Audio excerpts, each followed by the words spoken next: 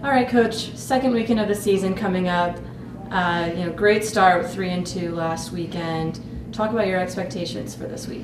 To really build off where we left off from last week, we have our own blueprint of success that we talk about within our own program. So to keep improving on our blueprint and on our inter-team game goals, to tighten some things up that we didn't do very well last week. So that's our goals going into this weekend. And we start off with a non-conference matchup against Northwestern. What are you seeing from them that could be a challenge?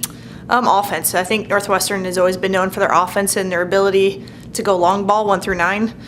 So we feel if we can keep their ball in the park with our offense right now, that could be an offensive slug match. And LSU, always a tough team to face. What do you see them performing well with this season? LSU really, historically they're known for their speed. I think if we can keep the top of the order off the bases, we have a chance of great success against them. They always have great pitching, and they're always just solid 1 through 9. So we're going to have to play really good ball to attack them, which I feel confident going into both of those games. And a team we're a little less familiar with is George Washington. What have you seen from them so far? George Washington, they came out their first 5 games of the year and played a really tough schedule, which I really like because that means they're not afraid of anybody. They're used to playing top competition. So for them, to me, it looks like their pitching is doing a very good job right now. Offense historically is a little scrappy. They put the ball in play. And George Washington is usually one of those teams that is always attacking you. They're going to come right after you.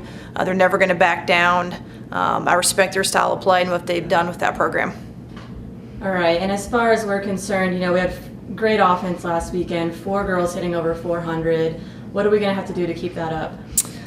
That's not our focus. That's never that's our goal type of thing. We just want to have quality at bats, attack good pitches, and see what happens. So we're, again, kind of just focus on our inter-team goals and really try to do work within our own blueprint how we define success here at Penn State softball. So that is our goal. Last week's over.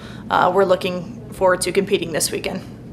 And then in the circle, Marley had a great weekend with 2 wins, and Marissa with her first few games of the season after surgery.